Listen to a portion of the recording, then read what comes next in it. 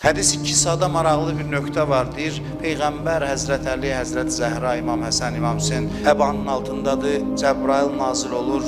Allah'tan soruşur ki, bu əbanın altında olanlar kimlərdir? Allah cavab verir ki, orada olan Fatimədir, onun atasıdır, onun həyat yoldaşı və balalarıdır. Allah'ın həmin o nuru Həzrət Zəhradır, Həzrət Fatimədir. 40 gün deyir, münacat elə, ibadət elə, hazırlaş ki, Fatimə dünyaya gələcək. İftar üçün ona meyvələr gətirirlər. İlk bu gecə iftarı heç kəslə bölüşə bilməzsən. Bundan yeməlisən, bu nur sənin sülbüvə daxil olmalıdır. Bu gecə Həzrət Fatimənin vücudu yaranmalıdır. Qədir gecəsi Quran nazil olubsa, Fatimənin vücudundan 11 danışan Quran doğulub. Bütün imamların anasıdır o. Bütün bu nurlar onun vasitəsilə vücuda gəlir. Peyğəmbərə hədisi qudsidə buyurur. Sən olmasaydın, heç nəyi yaratmazdın. Ondan sonra buyurur ki, Əli olmasaydı səni yaratmazdın.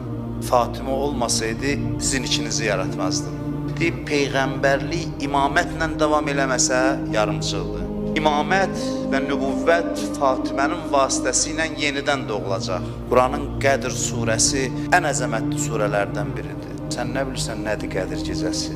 Deyir, kim Fatiməni tanısa Qədir gecəsini tanıyır. Həzrət Zəhranın vücudu ilə Qədir gecəsi arasında gizli bir əlaqə var. O Fatimədir. Əzəmətli bir varlıqdır, nurdur. O, dünyaya gəlməmişdən öncə var idi. Həzrət Fatimə həqiqətən də ağılların dərk eləyə bilmədiyi bir varlıqdır.